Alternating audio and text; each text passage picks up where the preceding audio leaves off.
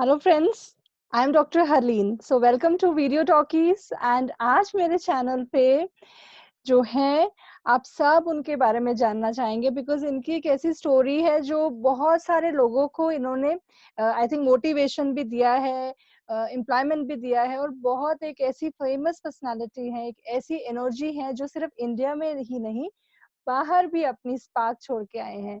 सो मिलते हैं संदीप मारवा जी से। मैं कहूंगी डॉक्टर संदीप मारवा। सो जी, thank you. I welcome you sir. So thankful आपने टाइम दिया, अपने बिजी शेड्यूल से आप थोड़ा सा देर हमारे लिए निकालेंगे आज तो बहुत अच्छा रहेगा। आप सबको अपने बारे में बताएंगे तो जो मेरी ऑडियंस है वो भी मोटिवेट होंगी कि मे बी वो कुछ करना चाहते हैं, लाइफ में आगे बढ़ना चाहते हैं, बट कभी कभी ऐसा होता है एक दो चीजें होती हैं जो रोकती हैं और किसी के कुछ मोटिवेशनल वर्ड्स उनको आगे ले जाते हैं। तो मैं यही एक्सपेक्ट करूंगी कि आज आपसे मिलके उनको एक पॉजिटिव एनर्जी जरूर रिसीव होंगी। Thank you, thank you. तो मैं संदीप जी के बारे में बताना चाहूंगी। Sandeep Marwah ji is a well known international media person with 7 world records. That's superb, sir. So, and he's the founder of Noida Film City and Marva Studios and Asian Academy of Film and Television. And that's now the 10th best film schools of the world. So, पहले तो सबसे पहले आप इसके बारे में बताइए। हाँ, पूछिए ना आपके आपके मन में क्या आता है? आप मैं जो तो कर आई थिंक आप जो कर रहे हैं, आपने जो एस्टैब्लिश किया है, आपने इतना नेम एंड फेम आपका इंडिया में भी बाहर भी है। मैं आगे भी बताऊंगी आपके बारे में अगर सबको, तो बहुत सारे अवार्ड्स आपके क्रेडिट में रहे हैं। आपके पास इतना इतना टैलेंट है, इतना आपने दूसरों के लिए किया है। तो आपकी स्टोरी सुनना चाहेंगे। आप क्या करते थे, आप कैसे क्या विजन रहता था, क्या ड्रीम्स रहते थे आपके? देखिए, सबसे पहले तो एक चीज़ है कि जो आपका शौक है, अगर वो आपका बिज़नेस बन जाता है, तो मैं समझता हूँ आप सबसे ज़्यादा लकी हैं। या और शायद ऐसा ही बहुत कुछ मेरे साथ हुआ, क्योंकि मैं स्कूल से कॉलेज में और फिर उसके बाद प्रोफ़ेशनल लाइफ़ में जैसे ही आया, तो मेरा शौक था films, television, media, art, culture. मैं इनसे हमेशा जुड़ा रहना चाहता था। और मुझे अच्छा लगा कि मैं इसी पूरे क्रिएटिव आर्ट्स के अंदर शुरू से अब तक रहा हूँ। लेकिन उसके बावजूद भी आपको लगन चाहिए, जोश चाहिए, आपको इच्छा आपकी इच्छा शक्ति जो स्ट्रॉन्ग डिटर्मिनेशन है वो चाहिए, तभी आप हासिल कर सकते हैं वो सब जो कुछ आपके दिल और दिमाग के अंदर पाने के लिए आपने रखा हुआ है। स्कूल, कॉलेज में फ़िल्म्स और टेलीविज़न तो होता ही नहीं था, लेकिन आर्ट और कल्चर से मैं जुड़ा रहा, थिएटर किया, म्यूज़िक किया और जितनी क्रिएटिव एक्टिविटीज़ होती थी स्कूल की, उनमें सब में मैंने भाग लिया। इसी तरह मैंने कॉलेज में भी कोई इवेंट, कोई फंक्शन, कोई कमिटी, कुछ नहीं छोड़ा। प्रिंसिपल को हाथ जोड़ के कहना पड़ा कि भाई तू ही सँभाल ले। तो मैंने कहा सर मौका लगेगा तो मैं सँभाल लूँगा। अब ये किसको मालूम था कि आने वाले दिनों में मैं भी किसी कॉलेज का प्रेज़िडेंट या किसी यूनिवर्सिटी का चांसलर बनूँगा। समय बहुत बड़ा बलवान है और सबसे बड़ी चीज़ आ जाती है कि कंटिन्यूअस पर्सुएशन। अगर आपने जिस चीज़ को अपने हाथ में लिया है, आप उसको उसके पीछे पड़ जाइए। हाँ जी। आप उसमें कोई भी अगर मुसीबत आती है, अगर उसमें कोई ऐसी रुकावटें आती हैं, उन सारी रुकावटों को पार करने की आप में क्षमता होनी चाहिए और नहीं है तो उस क्षमता को पैदा करना चाहिए, तब जाकर आप ज़िंदगी में अचीवर कहलाते हैं। जी, ज़रूर। तो आप इस चीज़ को मेहनत मानते हैं या डेस्टिनी भी मानते हैं कि किस्मत में लिखा होगा तो हो जाएगा या मेहनत करने से होता है? मैंने हमेशा ये माना है कि अ नन्हे-मुन्ने बच्चे तेरी मुट्ठी में क्या है? मुट्ठी में है तकदीर हमारी जिसको हमने बस में किया। आप अपनी मेहनत से, लगन से, अपनी उम्मीदों से, अपने जोश से, अपने हाथ की लकीरों को भी बदल सकते हैं, ऐसा मेरा मानना है। जी, ज़रूर। मैंने सुना है आपके बारे में कि आपने ट्रेन किया है मोर देन 19,000 मीडिया प्रोफेशनल्स जो 145 कंट्रीज़ ऑफ द वर्ल्ड से रहे हैं। इतने सारे लोगों को आपने ट्रेन किया है। एक ऐसी पर्सनैलिटी जो इतने सारे लोगों में एक स्पार्क छोड़ दिया आपने। तो कैसा महसूस ये होता है, शुरू होता कैसा है लगता है? ये सब शुरू होता है 1986 से जब मैंने नोएडा फ़िल्म सिटी की योजना तैयार की थी और तब भी लोगों ने मुझे बेवकूफ़ समझा था। और ओके। 1986 के अंदर जब फ़िल्म सिटी की शुरुआत हुई, 87 में पास हुई और 88 के अंदर हमें अलॉटमेंट्स हुई। सरकार ने हमें 3 साल का समय दिया स्टूडियोज़ बनाने का और प्रोडक्शन में आने का। 91 10th March 1991 I started my studio. हाँ जी। और जिस फ़िल्म सिटी को लोगों ने दुरकार दिया, जिन लोगों ने रिजेक्ट कर दिया और प्रेस मीडिया ने तो उसे कहा कि ये फ़ेल हो गई। अब ये एक नया जोश और लगन पैदा करनी थी कि पहले ये प्रूव किया जाए कि फ़िल्म सिटी जो है वो कामयाब है। हाँ जी। अब मैं कट टू दी आज के समय में आपको लेके चलता हूँ कि आज आप हैरान होंगी सुन के कि नोएडा फ़िल्म सिटी जो है, वो दुनिया की सबसे ज़्यादा तेज़ दौड़ती हुई फ़िल्म सिटी है इस वक़्त। जी, ये ज़रूर। 100 एकड़ का कॉम्प्लेक्स जिसमें 75 एकड़ आउटडोर, 25 एकड़ इंडोर, 16 स्टूडियो में से करीब 350 चैनल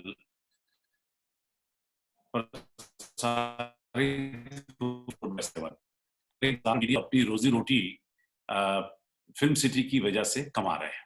जी, ज़रूर, मैंने और देखा है फ़िल्म सिटी को लाइव और इतनी ब्यूटीफुल बनी है, उसका एंट्रेंस उसमें इतनी एनर्जी है, आप एंटर करते हैं तो आपने इतने प्यार से जो उस वक़्त जो आपने रचा था, उस वक़्त जो अपना ड्रीम आपने फुलफ़िल किया, वो एंटर करते ही उसमें एक पॉज़िटिव एनर्जी, एक पॉज़िटिव ऑरा दिखता है ऑफ़ कोर्स और अंदर इतने इतने सारे एम्प्लॉइज़, इतने लोगों को एम्प्लॉयमेंट दिया, तो कितनी जगह से आपको एक ब्लेसिंग्स भी हकीकत तो ये है कि अब गाड़ी की पार्क करने की भी जगह नहीं आई मिलती नो। है।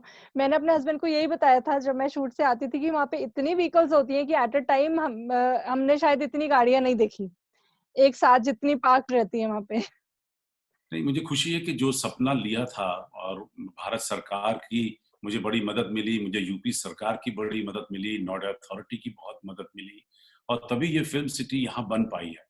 आज मैं दावे से कह सकता हूँ कि नोएडा फ़िल्म सिटी जो है, वो इस वक़्त दुनिया के वर्ल्ड मैप के ऊपर बड़े कंफर्टेबल तरीके से पढ़ी जाती है, लिखी यस, जाती है और समझी जाती है। So good, so good.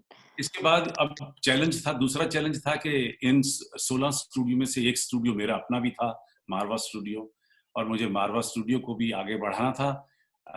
मुझे अब तकरीबन 29 साल हो गए हैं फ़िल्म स्टूडियो चलाते हुए और इस तकरीबन आप समझिए कि इन 29 सालों में मैंने 4,500 टेलीविज़न प्रोग्राम, करीब 50 से भी ज़्यादा चैनल के लिए, करीब 5,000 ट्रेनिंग फ़िल्में, करीब 150 फीचर फ़िल्मों के साथ में जुड़ा और मारवा स्टूडियो जो है वो अपने आप में मैटरनिटी हॉस्पिटल बन गया हिंदुस्तान के चैनलों का। तकरीबन सभी चैनलों का जन्म मारवा स्टूडियो के यहीं से प्रांगण हुआ। से। सो गुड सर, बहुत अच्छा है ये तो। बिकॉज़ इतने सारे लोगों को रास्ता दिखाना, बिकॉज़ रास्ता ही दिखाना बोला जाएगा कि समझ में नहीं आता है कहाँ से शुरुआत की जाए, क्या करें? तो आप एक रास्ता दिखाते हैं। एक एक फ़िल्म सिटी एक एक ड्रीम रहता है कि हम इसमें अंदर एंटर करें, तो आप एक रास्ता मारवा ही दिखा रहे हैं। स्टूडियो जी, जी। इतने सालों में मारवा स्टूडियो अपना एक ब्रांड बना लेकिन 1993 में ही हम लोगों ने इस बात को रियलाइज़ कर लिया था कि फ़िल्म सिटी आ गई, स्टूडियोज़ आ गए, लेकिन ये चलेंगे कैसे? चलेंगे तो तब ना जब वहाँ पर मैन पावर होगी काम करने वाली। तो वहाँ से जो ख़्याल आया तो हम लोगों ने फिर Asian academy of film and television की रचना रची और अब इन तकरीबन 27 सालों में हम लोगों ने देश की ये पहली प्राइवेट फ़िल्म स्कूल था और चौथा वैसे फ़िल्म स्कूल था। हमसे पहले 3 फ़िल्म स्कूल थे, तीनों ही सरकारी थे। ओके। तो एक पहली दफ़ा ये भी एक नई चीज़ पैदा हुई कि प्राइवेट लेवल के ऊपर एक फ़िल्म स्कूल आया। हाँ जनरली जी। लोग समझते थे कि फ़िल्म स्कूल का मतलब भारत सरकार ही फ़िल्म स्कूल चलाएगी। अब बड़ा हर्ष है ये कहते हुए कि तकरीबन 19,000 से भी ज़्यादा हुँ, लोगों को हमने film, television, media, art, culture, fashion, animation, hospitality, tourism मतलब परफ़ॉर्मिंग आर्ट्स के सभी क्षेत्रों में हम लोगों ने अपने स्टूडेंट्स को ट्रेनिंग दी है और जो तकरीबन 28 प्रदेश, 9 यूनियन टेरिटरी और करीब 145 मुल्कों से हमारे पास आए। बहुत, बहुत अच्छा। ये एक एक मिसाल ही है बिकॉज़ कई लोग होते हैं कि वो काम करते हैं सिर्फ़ अपने लिए, बट आपने शायद दूसरों के लिए किया उस वक़्त आपने जो भी सोच के आपने वो सेटअप किया होगा, जो भी सोच के स्टेप इन किया होगा अपने सपने को पूरा करने के लिए, बट आपको शायद उस वक़्त नहीं पता था कि आगे जाके इतने सारे लोग आपके साथ जुड़ जाएँगे, इतने सारे ड्रीम्स आप पूरा करने लग जाएँगे, ऐसा तो नहीं सोचा होगा उस वक़्त, है ना? नहीं, हमने कभी भी पैसों को मकसद इतना नहीं दिया, उसको अपना पर्पस नहीं बनाया। हमारी इच्छा थी, क्योंकि चैलेंज था बड़ा जबरदस्त कि फिल्म सिटी बनाई है, इसका कामयाब होना बहुत जरूरी था। फिर स्टूडियो तैयार किया है तो स्टूडियो चलना बहुत जरूरी है। फिर अगर एक फिल्म स्कूल तैयार किया है तो फिल्म स्कूल को लेकर राष्ट्रीय और अंतर्राष्ट्रीय स्तर पे इसको लेके आना है। तो हम लोगों ने हर बार क्वालिटी के ऊपर तवज्जो दिया, और यही वजह हुई कि आज Asian academy of film and television जो है वो दुनिया के पहले 10 बड़े फिल्म स्कूलों में उसका नाम आता है। हाँ जी, हाँ जी। और आपको अबव 700 अवार्ड्स भी मिले। आई एम श्योर ये नंबर बहुत कम होगा। आपके पास इससे कई ज़्यादा अवार्ड्स होंगे। बिकॉज़ इतना इतना इतना काम करने के बाद अवार्ड एक ऐसी चीज़ रह जाती है कि जब आप अपने अपने स्टूडेंट्स को या जिनको आपने मे बी काम दिया है, उनको आप पर्दे पे देख लेते हैं या वो आपको आके बताते हैं कि सर हमने यहाँ से पास आउट किया, हमने यहाँ से ट्रेनिंग लिया है, तो वो एक अपने आप में ही अवार्ड होता है। बिल्कुल ठीक कहा आपने। मतलब ये सबसे बड़ी जो अचीवमेंट है वो यही है कि जिन बच्चों को हम लोगों ने तैयार किया यहाँ पर, और उसमें से तकरीबन सभी लोग अपने चूजन फील्ड में इस वक्त कामयाब हैं, अच्छे नाम कमाया उन्होंने हर फील्ड के अंदर। ये सबसे बड़ा हमारा अवार्ड है। लेकिन उसके बावजूद भी जब आपको अवार्ड दिया जाता है तो मुझे लगता है बहुत कि अच्छा वो लगता है। एक बड़ा एक अच्छा तरीका है जहां आप खुद प्रोत्साहित होते हैं, चार्ज होते हैं, एक नई एनर्जी मिलती है, हाँ काम जी, करने की क्षमता बढ़ती है, आप ज्यादा समय और देना चाहते हैं। और अवार्ड से खुशी मिलती है, पर उसके हाँ साथ जी। साथ मुझे लगता है आपकी जिम्मेदारी भी थोड़ी सी बढ़ जाती हाँ जी, ये हर एक अवार्ड के साथ आप और ज़्यादा मेहनत करते हैं उसको और अच्छा प्रूव करने के लिए। बिकॉज़ मैं अवार्ड्स फंक्शंस किए मैंने देहरादून में और कई सारे सेलिब्रिटीज़ को बुलाया मैंने, उस वक़्त आप अवेलेबल नहीं थे, आप बाहर थे। बिकॉज़ आपको है। एक ऑनर किया गया है House of Commons at British Parliament in London. तो आप जी। आई थिंक उस वक़्त आपका कोई इवेंट था, यू वर नॉट हियर, तो आपको मैंने मिस हाँ, किया। राइट। हाँ जी, उस वेरी वक़्त राइट। की जी, बात है। जी, जी। सो गुड, इतना अच्छा आप काम भी कर रहे हैं, आप दूसरों की भी हेल्प कर रहे हैं। तो कुछ और अपनी जर्नी के बारे में बताइए, लाइक क्या आपका कुछ पहले से ही मीडिया से लिंक था, कुछ रिलेटेड थे आप या अपने आप से ही आपने सब कुछ किया?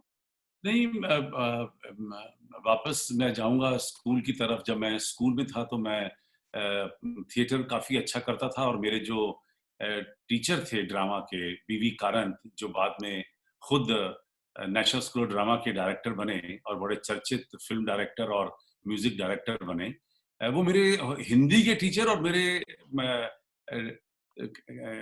क्लासरूम टीचर थे। तो अच्छा, उनसे मैं बहुत प्रभावित होता था और हमेशा रहता था। हम लोगों ने स्कूल में, फिर कॉलेज में, फिर प्रोफेशनल लेवल पे जोड़ के करीब 100 से भी ज्यादा मैंने प्ले किए स्टेज के ऊपर। हाँ जी, लेकिन मैंने ये रियलाइज किया कि थिएटर के अंदर जो है इतना पैसा नहीं है, हाँ जी, तो मुझे जंप करना चाहिए। और उस वक्त जो इजीएस्ट वे था वो टेलीविजन था, तो हम लोगों ने टेलीविजन की ओर रुख किया। लेकिन दूरदर्शन में भी जो है वो एक ही चैनल था, और वो भी सिर्फ 6 घंटे चला करता था। और अगर आपने आज दूरदर्शन में एक प्रोग्राम दे दिया है तो उसके बाद आपको अगला प्रोग्राम 6 महीने के बाद मिलता था। तो वहां भी लगा कि एक बड़ी लंबी इंतजार है, आप सिर्फ साल के 2 प्रोग्राम टेलीविजन पे कर सकते हैं, तो कहाँ आप तरक्की कर पाएंगे। फिर वहां से ये मेरा सौभाग्य था कि मैंने 3 फीचर फिल्में साइन की लीड में। हाँ जी, लेकिन वो अनफॉर्चुनेटली फिल्में बन नहीं पाई। और वहां मैंने बम्बई में फिर ये रियलाइज किया कि दिल्ली शहर छोड़कर बम्बई आकर यहाँ अपने क्रिएटिव आर्ट्स को दिखाने के लिए और इंतजार करना, और इतनी लंबी इंतजार, तो मुझे नहीं लगता कि ये मुझे सूट करेगा, क्योंकि मैं बहुत कुछ करना चाहता था। करना चाहते थे। मैंने बम्बई को हाथ जोड़े, वापस दिल्ली आया, और दिल्ली में आकर यहाँ पर मैंने 1986 के अंदर फिर जो सपना लिया था कि जैसे मुंबई में फिल्म सिटी है, वैसे ही एक फिल्म सिटी दिल्ली में होनी चाहिए, और फिर यहाँ दिल्ली में एक फिल्म सिटी स्टैब्लिश की जाए। पर जब मैंने ये बात लोगों से करनी शुरू की तो लोगों ने मुझे पागल, बेवकूफ क्योंकि फिल्म ऐसा सिटी कहा। का मतलब होता था मुंबई, जी बिल्कुल। लोग कभी माइंड ख्वाब में। में भी नहीं सोच सकते थे कि दिल्ली के अंदर या दिल्ली के आसपास कोई एक ऐसी फिल्म सिटी बन पाएगी। तो मुझे हर जगह से रिजेक्ट हुआ। हर जिसको मैंने अपना प्रोजेक्ट मगर सुनाया। I think as a healer अगर मेरे को ऐसा लगता है कि वो हर क्रिटिसिज्म के पीछे आपको एक पुश मिलता था। नहीं, मुझे ये लगता था कि ये लोग कितने बेवकूफ हैं कि ये मेरी एक हर जरा बार एक पुश मिलता होगा आपको कि अब मुझे करके दिखाना है या और करना है कि मैं देखिए मैं बिल्कुल, कर सकता हूँ। हर एक क्रिटिसिज्म पे पुश रहता है ना। बिल्कुल ठीक कह रहे हैं आप। वो ऐसा लगता था कि इन्हें इन्हें पता ही नहीं, इन्हें कुछ हाँ पता जी, ही नहीं। हाँ जी। तो मुझे और जब मैंने ये प्रपोज़ल नोएडा के चेयरमैन को दिया, अ, तो वो हकीकत में इस चीज़ से उलझे हुए। वो बोली, "हमारे पास तो ज़मीन है और हम चाहते भी हैं कि नए प्रोजेक्ट यहाँ पर आएँ।" तब मैंने एक पूरा प्रोजेक्ट बनाकर नोएडा अथॉरिटी को दिया। नोएडा अथॉरिटी ने लखनऊ में यूपी सरकार को भेजा। वहाँ पर तब लेट वीर बहादुर सिंह जी यूपी के चीफ मिनिस्टर थे। वो उनको भी फ़िल्मों का शौक था। तो वो कुछ ऐसा जुगाड़ सही बन गया हाँ और जी, उन्हें ये प्रोजेक्ट पसंद आ गया और ये प्रोजेक्ट जो है बोर्ड ने पास कर दिया। अप्रूव हो गया। तो ये 1986 में मैंने प्रोजेक्ट दिया था, 1987 में जाकर ये प्रोजेक्ट पास हुआ और 1988 के अंदर हमें अलॉटमेंट हुई और 1991 के अंदर भारत का पहला प्रोफेशनल स्टूडियो, मारवा स्टूडियो तैयार हो गया। So good, so good. ये मतलब ये चीज़ बहुत ही अच्छी है, सराहनीय है बिकॉज़ एक ऐसी सिचुएशन में काम करना जिस वक़्त आपके ऑपोज़िट है बहुत सारे लोग, बहुत सारी नेगेटिविटी है और फर्स्ट स्टेप इन करना लाइक कोई चीज़ सेटल्ड है, एस्टेब्लिश्ड है, उसको आगे बढ़ाना बहुत आसान होता है, मगर एक नींव रखना, एक चीज़ शुरुआत करना, वो बहुत मुश्किल होता है। हकीकत तो ये है कि मेरा काम भागीरथी से भी ज़्यादा मुश्किल हो गया, क्योंकि भागीरथी तो हिमालय की ढलान से गंगा को लेकर तट पे लाया था और मुझे समुद्र का पानी मुंबई से और दिल्ली की ऊँचाई तक लाना था। दिल्ली तक लाना था। तो पानी उल्टा चढ़ाना था। ज़रूर, ज़रूर। वही मैंने कहा कि जब सिचुएशन बहुत फ़ेवरेबल होती है तो काम करना बहुत ईज़ी होता है। बट जो लोग टफ सिचुएशंस में काम करते हैं तो फिर संदीप मारवा जी बनते हैं। Thank you very much. अब सो इस गुड। फिर हम 1993 में हम लोगों ने इंस्टीट्यूशन तैयार कर दिया और फिर उसके बाद मुझे ऐसा लगा कि सिर्फ फिल्म टेलीविजन की ट्रेनिंग स्टूडियोज में देकर ये अपने आप में कंप्लीट प्रोजेक्ट नहीं बनेगा। वहाँ हम लोगों ने फिर लॉन्च की international film and television club, जिसके अंदर हम लोगों ने कहा कि हम लोग फेस्टिवल्स करेंगे और workshop, seminar, symposium, interaction programs, इसको इंडस्ट्री से बिल्कुल जोड़ देंगे हाँ इंस्टीट्यूशन को। जी। और वो मेरा ख्वाब जो है वो भी सच्चा हुआ। मैंने अच्छे-अच्छे लोगों को देश भर से, खास तौर पे बॉम्बे की फ़िल्म इंडस्ट्री से लोगों को बुलाना शुरू किया। लोगों को मज़ा आना शुरू हुआ, लोगों को पता चला कि फ़िल्म सिटी काम कर रही है और इस तरह बहुत सारे लोगों को धीरे-धीरे करके पता चला कि फ़िल्म सिटी शुरू हो गई है। इसी के साथ ही मैंने 1993 में मारवा फिल्म्स एंड वीडियो प्रोडक्शन की नींव रखी, जहाँ मुझे लगा कि जो लोग तैयार हो जाएँगे, इनको तैयार होने के बाद काम कैसे मिलेगा, ये हाँ, बहुत काम ज़रूरी मिलेगा। था। हाँ जी। तो मुझे लगा कि इनको पहला काम मैं ही दे दूँगा।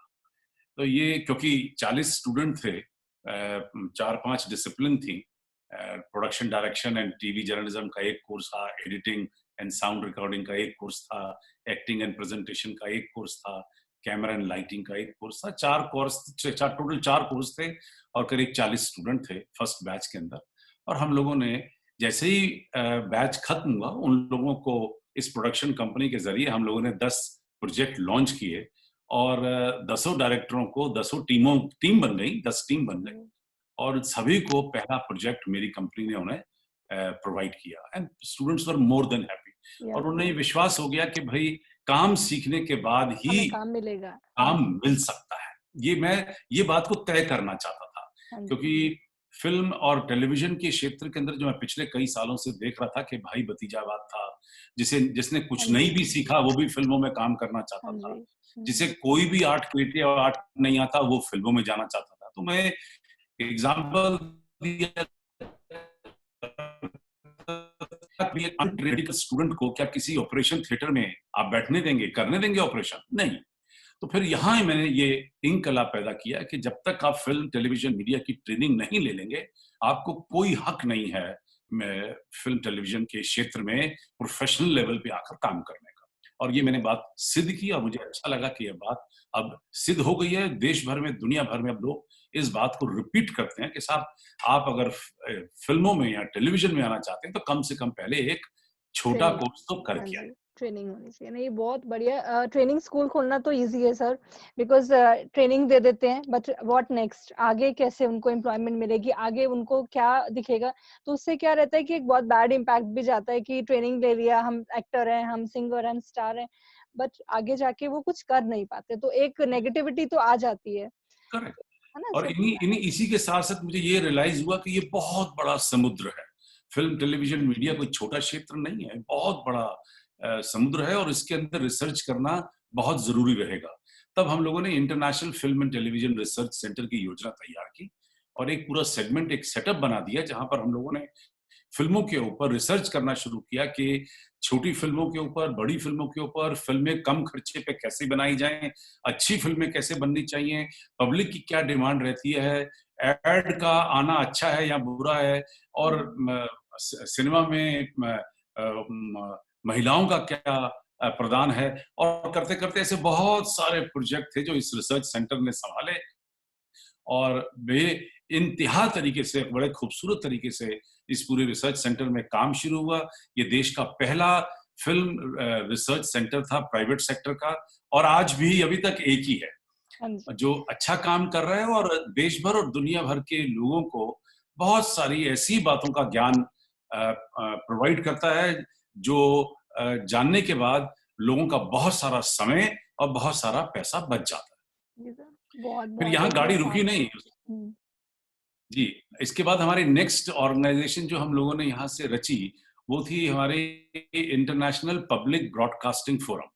मुझे ओके। ये महसूस हुआ कि क्योंकि मैंने एक पेपर में एक आर्टिकल पढ़ा कि किसी फिल्म स्कूल से एक बच्चे ने कोर्स करने के बाद और 3-4 साल काम ढूँढने के बाद जब उसे काम नहीं मिला, तो उसने आत्महत्या कर ली। मैं ये आपको उस बात वक़्त मुझे यही बोलने बहुत लगी दिल थी। को हाँ जी, मैं यही बोलने लगी थी है बिकॉज़ जी, मैं आपको उस वक़्त यही बोलने लगी थी जब मैंने आपसे बात की कि जब काम नहीं मिलता है तो व्हाट नेक्स्ट? क्योंकि मेरे पास इतने सारे ऐसे लोग आते हैं बीइंग अ टैरो रीडर जो कहते हैं हमने ये ट्रेनिंग किया, हमें काम नहीं मिल रहा है, दे गेट इंटू डिप्रेशन। और ये सुसाइड का जो आपने बोला है ये भी बहुत रहता है। को यही था उस वक़्त कि व्हाट नेक्स्ट, ये माइंड में होता है यूथ के कि हमने ट्रेनिंग कर लिया, कोर्स कर लिया, बट क्या होगा? तो आपने जो चीज़ को आगे लाए हैं वो है ट्रेनिंग। तो ठीक है, एक ट्रेनिंग एक पार्ट है, बट आपको एम्प्लॉयमेंट भी मिलेगी, आपको वो आपका सपना भी पूरा होगा। तो इस चीज़ के अब लिए बहुत यहाँ बढ़िया। बिल्कुल ठीक। यही हमने इसीलिए ये इंटरनेशनल पब्लिक ब्रॉडकास्टिंग फोरम शुरू किया और हम लोगों ने सिर्फ अपने ही स्टूडेंट को मौका नहीं दिया काम करने का, बल्कि हमने ऐसे लोगों को भी आगे लाने की कोशिश की कि जिन लोगों ने उनसे ट्रेनिंग ले रखी है लेकिन उसके पास काम नहीं है, वो हमें आकर मिले और हम लोगों ने फिल्मों को कमीशन करना शुरू कर दिया। मेरी स्पेशलाइजेशन जो हमेशा रही है वो इसलिए ये फोरम सामने आया और इसके अंदर हम लोगों ने लोगों को, विभिन्न किस्म के कलाकारों को आगे आने का मौका, ताकि वो फिल्मों में, टेलीविजन के कार्यों में और रेडियो के स्टेशन पे कहीं ना कहीं कुछ ना कुछ अपने आप को सेटिस्फाई कर सके। तो उनमें कम से कम जो वो उत्सुकता, गलत उत्सुकता, जो भाव आ गए थे आत्महत्या के, वो कम से कम खत्म हो गए। और मुझे खुशी इस बात की है कि उसके बाद कम से कम ऐसी कोई आत्महत्या नहीं हुई देश में कि जिसने फिल्म स्कूल से कोर्स किया हो उसको और काम ना मिले। काम ना मिलने पे उसने ऐसा सोचा। जी, बहुत बढ़िया, बहुत अच्छी सोच। एक एक एक ऐसी सोच जो दूसरों के लिए भी सोचा आपने। अपना सपना पूरा करने के साथ-साथ दूसरों के सपने भी पूरे किए। तो ऐसी एनर्जीज़ तो बहुत कम होती है सर। एक ऐसा ऑरा, एक ऐसी शख्सियत, एक ऐसे पर्सन बहुत कम होते हैं। मैंने हमेशा ये समझा है कि अगर आप मीडिया में हैं तो सिर्फ आप फिल्म प्रोडक्शन करके या टेलीविजन पे अपना चेहरा दिखा दें तो यही मीडिया नहीं है। जैसे ही आप मीडिया में आ गए तो आप ये समझ लीजिए कि आपकी जिम्मेदारी जो है वो एक आम आदमी से कहीं ज्यादा है, क्योंकि आपकी बात सुनी जा रही है, आपकी बात लिखी और पढ़ी जा रही है। तो आपका जो फर्ज है वो देश को संवारने और सुधारने में भी जाना चाहिए। आपकी एनर्जीज जो हैं जी, क्योंकि वो एक बहुत अच्छे सारे लोग काम में। फॉलो करते हैं। जब किसी को देखते जी, हैं तो वो उनकी तरह बनना चाहते हैं, उनको फॉलो भी करते हैं। बिल्कुल ठीक कहा आपने। और इसी फिर हम लोगों ने इंटरनेशनल चिल्ड्रंस फिल्म फोरम एक बनाया जिसका ओरिजिनल पर्पस तो ये था कि हमारे हिंदुस्तान की सरकार की एक चिल्ड्रंस की संस्था है, children film society of India, वो बहुत कुछ ढीला काम कर रही थी। तो मुझे लगा कि कुछ ऐसी ही संस्था बनाकर मैं पहले उन्हें मदद करता हूँ और जो भी उनके मुद्दे हैं उनको पूरा करने के लिए उनका साथ देता हूँ।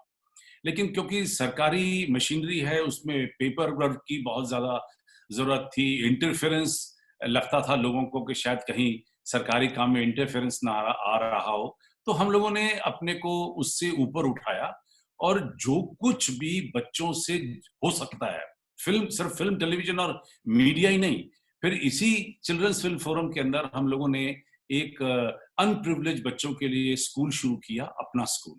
8 साल पहले हम लोगों ने 8 बच्चों से ये स्कूल शुरू किया था। ओके। अब करीब 800 बच्चा पढ़ रहा है हाँ जी। और ये तमाम बच्चा वो है जो नोएडा की गलियों में, स्लम्स में, गाँवों में रह रहा है, लेकिन एक भी पैसा अफ़ोर्ड नहीं कर सकता पढ़ाई के लिए। ऐसे बच्चों को हमने इन स्कूलों में दाखिल किया और उन्हें पढ़ाने की अच्छी कोशिश की। इसी चिल्ड्रंस फिल्म फोरम के अंदर हम लोगों ने गाँव जाकर, स्लम्स में जा जाकर अच्छी फ़िल्मों का प्रोजेक्शन किया, ताकि क्योंकि फ़िल्मों का प्रभाव जो है वो बड़ा हेवी होता है, बड़ा ज़्यादा होता है, तो हमें लगा कि अच्छी फ़िल्में चलाने से इन इन गाँवों के और इन स्लम्स के बच्चों को कुछ सोचने देखने का मौका मिलेगा। इसी तरीके से हम लोगों ने करीब 1000 से भी ज़्यादा स्कूलों को हम लोगों ने अब तक इनवाइट कर चुके हैं मारवा स्टूडियो में, जहां हम लोग उन्हें अच्छी फिल्में दिखाते हैं। सॉरी। तो हम लोग ये बच्चे आते हैं, इनको छोटी फिल्में, अच्छी फिल्में, बच्चों की फिल्में, ये जो लोगों ने फिर स्कूलों में जाना शुरू कर दिया और अलग-अलग स्कूलों में startup India, stand up India, इन और एनवायरनमेंट से जुड़ी और बहुत सारी बातें लेकर हम लोगों ने अलग-अलग स्कूलों में जाकर ये एक्सरसाइज शुरू की। फिर हम लोगों ने डिसेबिलिटी के ऊपर बहुत बड़ा काम किया, जहाँ हमारी कोशिश थी कि हम लोग हमारे 3 स्कूल डिसेबिलिटी के चल रहे हैं, 2 दिल्ली में, 1 देहरादून में, और ऐसे बच्चे जो अपने देहरादून में माँ-बाप से सॉरी सर। एक छोटा-सा सेटअप लिया है राजपुर रोड के ऊपर, जहाँ पर हाँ इस जी, वक़्त मैं 30। NIVH है। इट्स जी। NIVH। It's just near to my house. Oh! अच्छा, आपके घर आई एम के फ्रॉम पास। देहरादून ना, मेरा राजपुर रोड पर ही है, सो NIVH ओके, ये भी मुझे नहीं पता था। तो हुँ। ये हम लोगों की कोशिश थी कि फिर ये ऐसे बच्चों को सँभाला जाए, जो कई बार अपने माँ-बाप भी जो है खुद नहीं सँभालना चाहते हैं। हाँ जी। और तो ऐसे हमारे 3 डिसेबिलिटी सेंटर चल रहे हैं, तो हमने इंटरनेशनल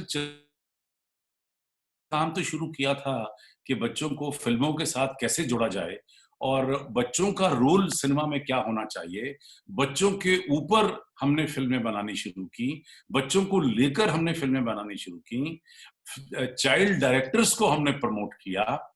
इस तरीके से बहुत सारा काम चिल्ड्रंस फ़िल्म फोरम के अंदर होना शुरू हो गया और तमाम संस्थाएँ बेहतरीन काम कर रही हैं आज, और सरकार को भी मदद कर रही हैं और हमारी और बहुत सारी दूसरी संस्थाओं को भी मदद कर रही हैं, जो काम खत्म होता तो हमने फिर एक संस्था और शुरू की, international women's film forum. Okay. जबकि संस्था का ओरिजिनल जो ध्येय यही था कि जो महिलाएं फिल्म, टेलीविजन और मीडिया में हैं, उनकी इच्छाएं, उनकी सोच, उनकी प्रॉब्लम्स, उनको काम कैसे दिलाया जाए, उनको आगे कैसे बढ़ाया जाए, यहाँ से शुरू हुआ था। लेकिन जैसे-जैसे मेरी वार्तालाप महिलाओं से बढ़ती चली गई, तो मैंने रियलाइज़ किया कि बहुत सारी प्रॉब्लम्स हैं, जो इससे भी कई ज़्यादा हैं।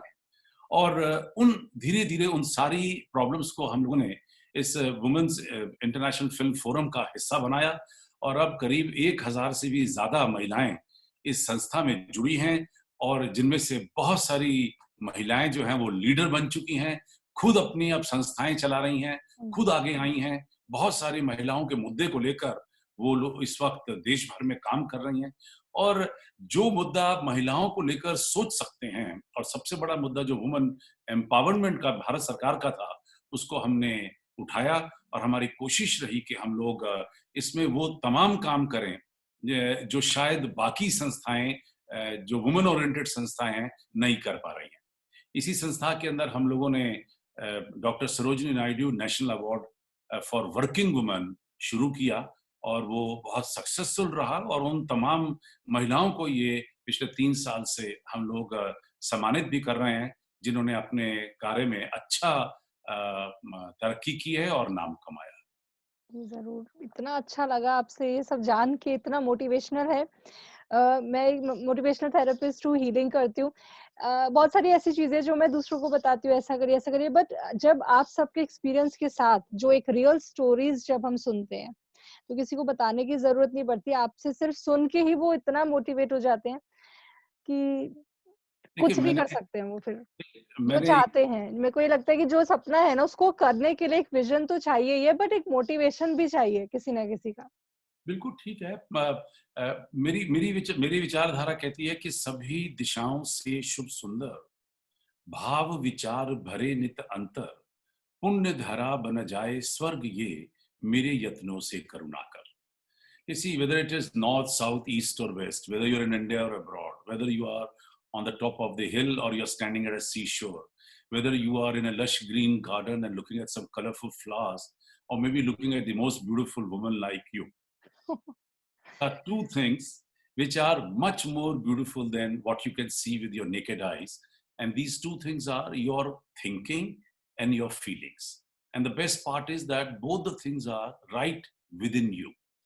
And I think it's very important to pray Almighty, hey Lord, give me good thinking, give me good feelings so that I can do good deeds. And through my good deeds, I would love to convert this earth into heaven.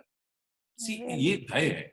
अगर आप ये अपनी जिंदगी का एक ध्येय बना लें कि मैं इन तमाम काम करने के बाद मेरा मकसद क्या है, मेरा मकसद ये है कि love, peace and unity through art and culture.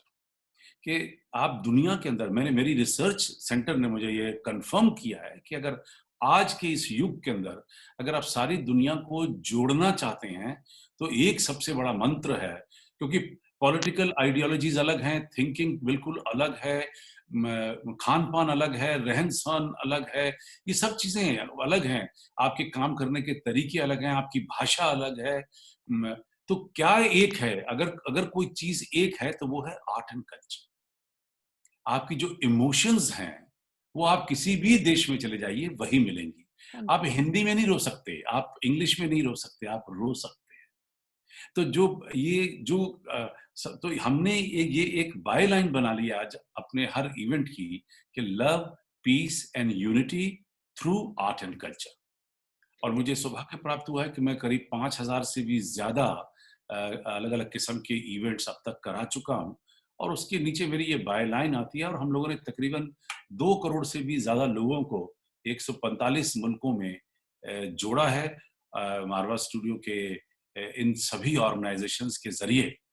और फिर पैदा हुई एक इसी तरीके की नई संस्था, world peace development and research foundation. जी। क्योंकि मुझे लगा कि जब हम लोग सारा काम लव, पीस एंड यूनिटी के लिए कर रहे हैं तो एक संस्था ऐसी भी होनी चाहिए जो सिर्फ लव, पीस एंड यूनिटी की बात हुँ, करे, विभिन्न भाषाओं के, विभिन्न मुल्कों के, विभिन्न कल्चर के लोगों को बुलाकर और उनमें उनमें कॉमन देखें कि कॉमन क्या है। और इन तकरीबन सभी 17 समिट्स की जो नटशेल है वो यही निकला है कि अगर आप किसी पे फतेह पा सकते हैं तो वो है इमोशंस, यानी कि प्यार, मोहब्बत, इज्जत, मान, मर्यादा। इससे आप जो है आप एक देश दूसरे देश को जीत सकता है। आज अगर अमेरिका का राष्ट्रपति भारत के आगे खड़े होकर दवाइयों के लिए रिक्वेस्ट कर रहा है जी। और इमोशनल हो रहा है और हमारे प्रधानमंत्री उसकी बात सुनकर उससे भी ज्यादा इमोशनल हो रहे हैं और वो कह रहे हैं कि आपके बोलने से पहले दवाइयां भारत से एक्सपोर्ट हो जाएंगी, ये चीज चाहिए। ये जो फीलिंग ऑफ कंपैशन है, ये हुँ, ये जो चीज है ये आनी शुरू हो गई है और मुझे लगता है कि यही सारी दुनिया को अब बांधेगी। और मेरी तो तपस्या है पिछले इतने सालों की कि जो मैं चाहता था वो मुझे अब जो है वो दुनिया में होता हुआ नजर आ रहा है। जी, ज़रूर। ज़रूर, हम यही कहेंगे कि सारी तरफ एक पॉज़िटिव एनर्जी रहे। आपके जैसे अगर बहुत सारे लोग होंगे तो बहुत-बहुत पॉज़िटिविटी स्प्रेड होगी।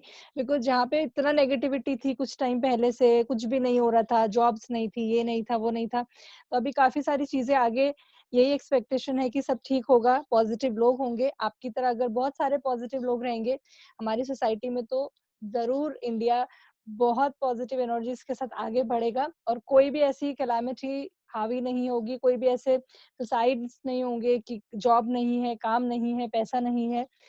तो टैलेंट है, तो काम भी है, पैसा भी है। सो टैलेंट होना बहुत ज़रूरी है और काम करने की इच्छा होनी बहुत ज़रूरी है।